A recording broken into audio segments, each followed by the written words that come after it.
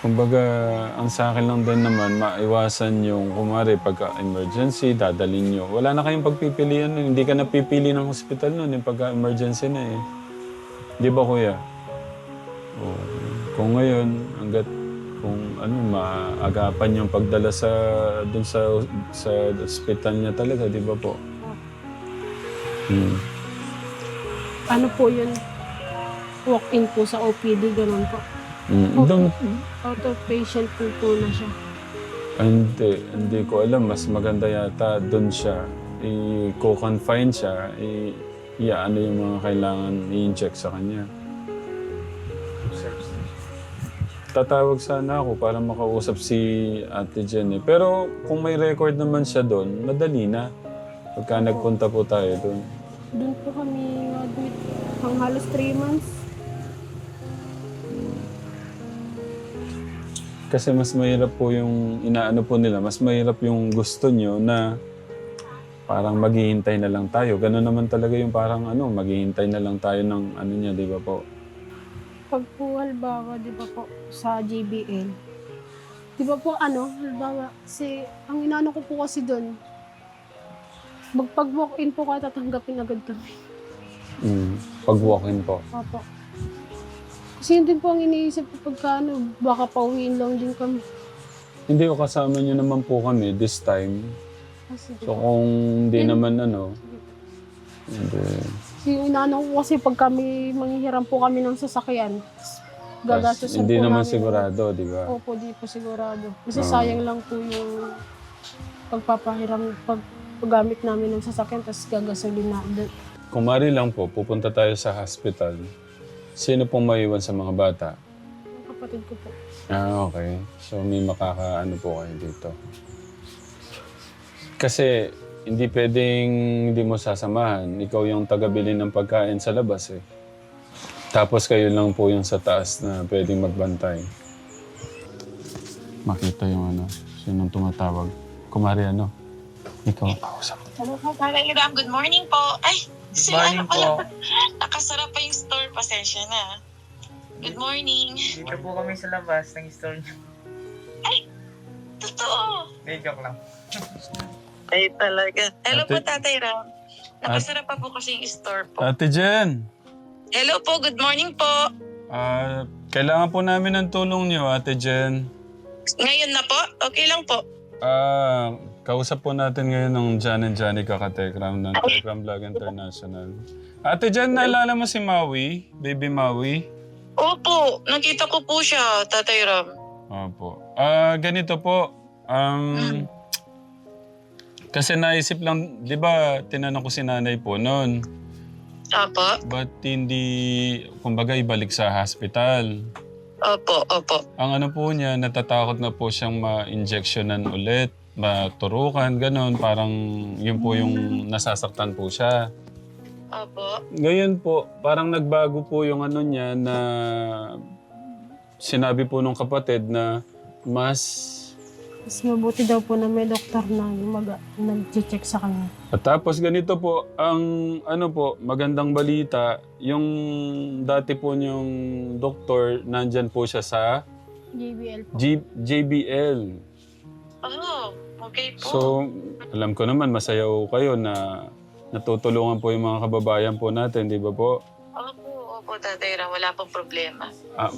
Ma-assist niyo po ba kami doon sa Tatay Ram, ano po ba yung kahit kailan po na maghingi po kayo ng tulong sa amin, okay lang po. Grabe naman. Hello po, Maui. Hello po, Nanay. Good morning po. Good morning din po. Hello, Maui. Ate Jen, Opo. yung history ng para malaman niyo po, tanungin niyo po si Ate Juliet. Ay, sige po. Hello po, Nanay Juliet. Kumusta po kayo? Okay naman po. Bacterial meningitis po yung nasabi niyo pong Opo. case po ni baby po, ni Ate Maui. Opo. Kumusta po siya ngayon? Ano pong last niya pong check-up niya po sa doktor? Tagal na po, wala na po. Ayun nga po, nung napanood ko po yan, nalungkot nga po ako kasi kailangan po sa case niya po, nakikita po siya ng doktor po. And kailangan niya po talaga ng complete po talaga yung food na pumapasok po sa katawan niya po. So dahil matagal na po, kailangan niya po talaga bumalik sa hospital po. Bacterial meningitis po ba yung last? Opo. O kailangan po kasi may antibiotic po siya pag ganun po eh. Opo, lagi. Naka-antibiotic po. Ate Jen, Tatay Ram? kaya nandito rin po kami kasi sabi nga din po ni Tita Aida, Tatay Ram, kasi kailangan ng bata maturukan ng mga vitamins, sabi niya ganyan. Baka masuportahan yung lakas ng bata, sabi niya ganyan. Opo. Ang inaano ko po, siyempre kay Tita Aida, okay siya doon sa kahit mapa-private pa. Ang ano ko naman, dahil galing siya sa PJG, JBL po. JBL, ADL. at isa pa makakasave kung, kasi pang matagalang ano to eh, kung di ba po? Opo. Siyempre ayaw din naman natin kung meron namang ibang source, ibang way para matulungan yung ano natin, at least hindi na lang ganun ka ano. I-assist po namin kayo sa JBL po. I-assist po natin nanay sa JBL po. Ilang taon na? Kailan niyo po plano? Ilang taon na po siya? ilang buwan po siya doon sa JBL? Halos 3 months po siya dun eh. Kasi po, comatose po siya ng halos 3 weeks. Parang halos 1 buwan din po siyang sa treatment room. Ganun na nga po. Asahan niyo po nanay, ganun po katagal po hanggang sa lumakas po si Maui po. Kasi po mas maganda na naibibigay po yung tamang gamot po, ipapadaan po sa ugat po. Pati po pagkain, idadaan po sa ugat po pag ganun po. So, ang plano, Ate Jen, gusto po ni Ate Juliet, palakasin daw po muna siya. Ano po bang mas maganda nun? Yung patabayin niya daw po muna kahit papano doon sa Pediasure. Palakasin po saan? Sa bahay po o sa hospital po? Dito daw po. Tama po ba yung pagkakaintindi ko? Tama po. Opo. Ano po sa tingin niyo? Ganito po yan. Gusto niyo po ba na magpa-assist po tayo ng online check-up po? Para kung ano man po yung order ng doktor, gagawin ko po. Opo. Ako po yung gagawa. Kung ano man po yung order ng doktor online, kung i-injectan ko ba siya, susuruhan ko ba siya, ayun po. Opo. Ako po yung magiging nurse niya po online po. Kakausapin natin si Doc. Pag nandyan po ako, kung ano man po yung order niya, yun po yung gagawin ko kay Maui po. Grabe naman yan. Lupit. Nagkaroon ka ng nurse na di oras. Tatay Ram, dati ko naman po ginagawa yun nung pandemic po. Ako po yung pumupunta sa mga bahay. Thank you, Ate Jen. Napaka-bless namin talaga sa'yo. Ano man po may tutulong ko po kay Maui po. Okay lang po. Sige po. Ang ano man po yung plano nyo, Tatay Ram, pag po nakita ko siya or i-online check-up po natin kay Doc sa Pedia po. Kasi may mga ganun po kaming online po. And then mag-order po siya. Tapos yun po, ako na lang po yung gagawa. Kung gusto niyo pong palakasin siya sa bahay po. Ganun po kasi sinadya sa amin, pagka daw po, video call po ba yun? Yung online po. Kailangan lang po kasi may nurse kayo. Kuya, pwedeng dito. Sila na lang. Wag na ako. Pwedeng dito, tapos sila lang yung nakaano. Hello, Maui. Naiintindihan naman po niya kayo, Nanay Juliet. Nakakarinig lang po. Lagi niyo lang pong kausapin, nakakarinig po siya. Yun po kasi apektado po sa kanya yung brain po. Opo. Kaya kailangan may antibiotic po siya. Kahit po sana turukan man lang siya sa bahay, matuloy po siya. Ang ano po dyan, ang alam ko pong gagawin is po blood test. Kahit po ano po sa bahay po kuhanan ng dugo, pwede naman po yun eh. Meron naman pong gano'n. Opo. Yung hindi na po siya ibibiyahe. Meron naman pong gano'n. Sabi ko nga Ate Jen, kasi iniisip niya yung pabiyahe po. Hindi po sabi ko, ihatid po namin kayo doon. Mm. Oo, ganun. Taga saan po siya? Doon po malapit kay Ate Jenny Rose po? Opo, medyo malapit po sila. Mm. Ano Kaya nga po anong- nung nakita ko po siya, kailangan niya po talaga pagkain po eh. Ngayon Yung po medyo ganun okay na po. siya. Medyo umano na po yung aura nung muka. Ayan po. Galing naman. 5 years old na po siya. Magpa-5 po ngayong November. Hmm. Ngayong November po. Tapos po 5 kilogram lang po siya. Opo, ngayon po, nagpatimbang po kami nung isang araw. Ano po siya, 5'7". Tumaas po. Opo. Magandang senyalis po yan na pataas po siya. Opo, kailangan niyo po talaga yung Pediasure po kasi yun po kumpleto po kasi yung nutrients po nun. Kung kaya naman po sa bibig, maganda po. Mas mabilis. Opo, mas mabilis para hindi po siya nahihirapan. Yung po kasing anak ni, yung kapatid po ni Ate Jenny Rose, medyo hirap po siya eh.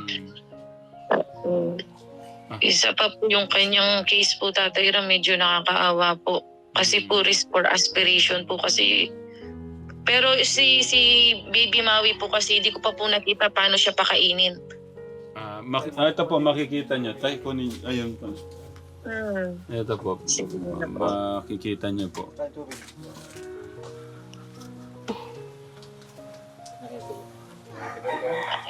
Wait lang. Malakas. Malakas po siya kumain, Nanay Juliet.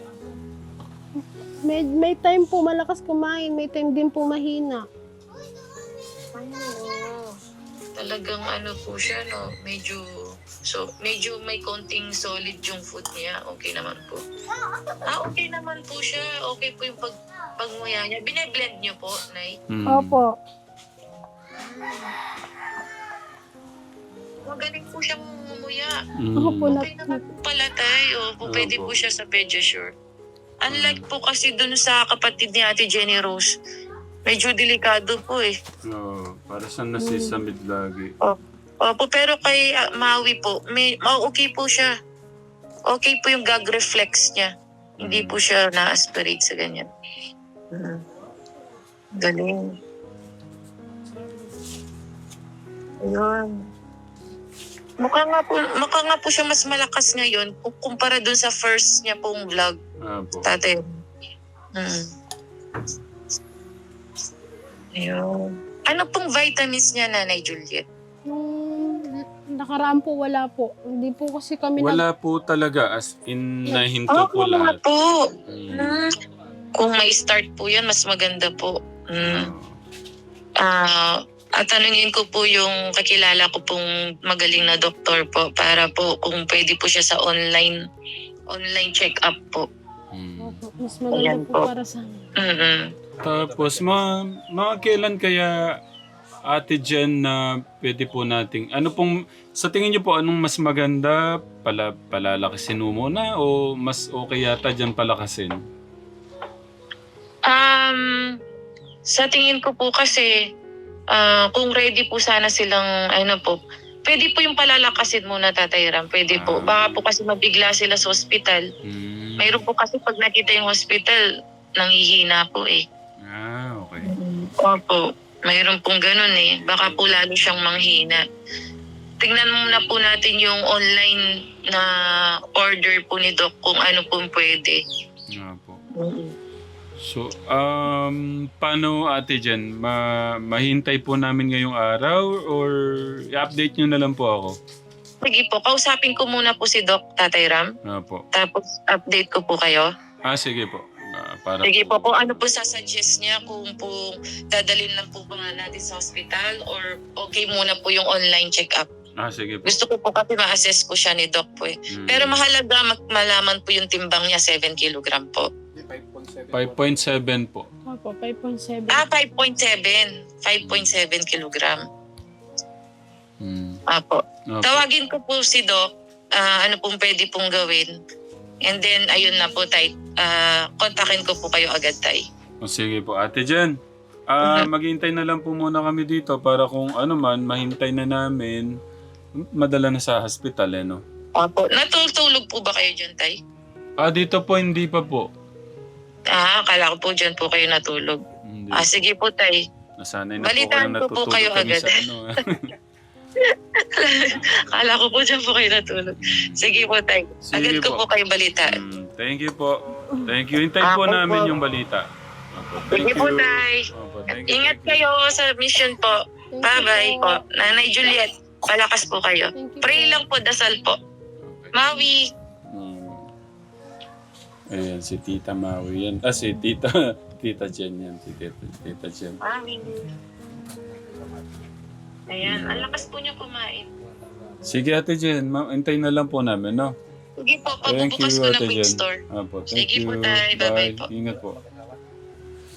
Siguro ganito po yung gawin muna natin para kategram.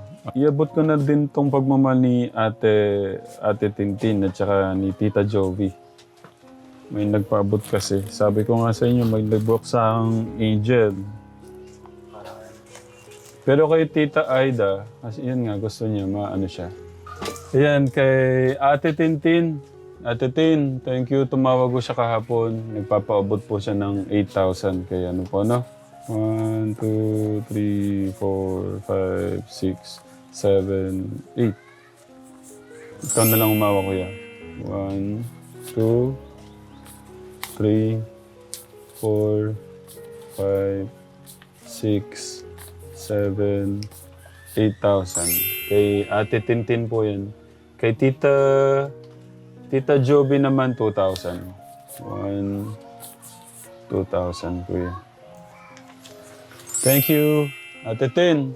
Tita Joby, maraming salamat po. Kuya. Thank you po. Maraming salamat po sa mga nagpapaabot ng tulong kay Maui. Hulog po kayo ng langit para kay Maui. Para malinawan, kahit po paano nalilinawan po yung isip ko na hindi po laging hindi po ako natatakot na magpa-doktor ulit. Si tatay. Thank you din po sa inyong lahat para po sa inabot yung tulong po para sa anak ko po. Thank you po. Kay Tita Pam. Tita Ate Tintin at saka si Tita At Joby. Tintin po at saka po si Tita Joby. Tita Joey po. Maraming salamat po sa inyo. Tapos ibang ibang suporta din ang gustong bigay na pagmamahal ni Tita Aida. Din po sa gusto niyang ma-confine nga po siya. Pero kung may ibang way naman, at least yung gagamitin na magamit na lang sa mga gastusin doon, kasi Medyo gumaan po yung pakaramdam ko dun sa magkakaroon po muna ng go signal ng doktor para pumunta kami ng ospital. Tapos gumaan po yung kasi po nung nakaraan talaga, parang hindi, bagsak talaga yung tiwala ko na accept kami agad. Kaya po hindi kami, parang nagdadalawang isip po ako na magdala siya sa ospital. Kaya Pagmamahal po ng ating Diyos. gumaan po yung loob ko dun. Thank you po. Pagmamahal ng ating Diyos yan. Lalo na especially kay Ate Maui, isa angel natin. Diyan kasi yun po yung Ano yun? Tingin mo nga. scoliosis po. Yung likod niya. Yun din po yung gusto kong sa doktor, yung scoliosis niya. Kailangan din makita po talaga Pagka nakita. Hindi po siya naka-align Ano kaya yung mga itim-itim na yun siguro? sa kakahiga po siya. Iyan mo nga. Akin. Sige po, iyan nyo, Nay. Para makita na maayos. Grabe, labas hindi na na pala po yung siya. niya. Naka-align. Oo. Kaya yung Pipicturean lang daw po para ma-send kay ate dyan. Grabe naman.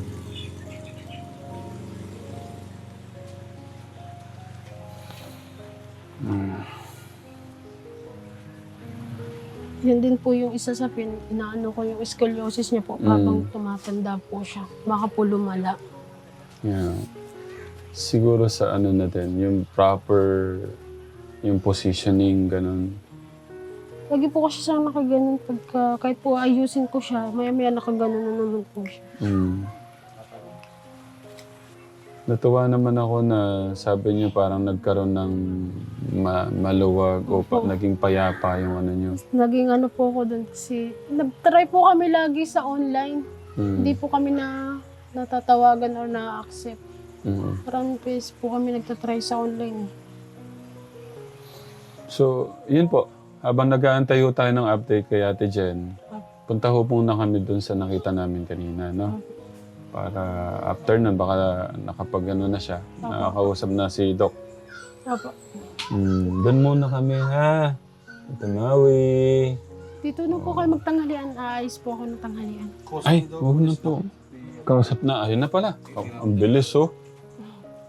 Kausap na si Doc pala. Tita Aida, thank you po sa love. Kay Ate Tintin. Tumawag pa talaga si Ate Tintin. Tapos si Tita Joey. Maraming salamat po sa love. Especially sa mga ganitong kalagayan po ng buhay. Yung naramdaman ni Ate Juliet na parang saya, parang naramdaman niya may mga taong nagmamahal pa pala, ganun. Nagbigay po ng, parang na-charge po kayo. Lakas. Gusto niya, parang pagpunta sa ospital, parang mayroong lino na konti. Opo. Kasi yun po kasi, tulad po kasi nung masakit na, bilang isang magulang po kasi na masakit din po kasi nare-reject din po yung anak ko sa mga ospital. Kasi nakaraan po kasi na lagi kami nare-reject. Yan talaga, nare-reject.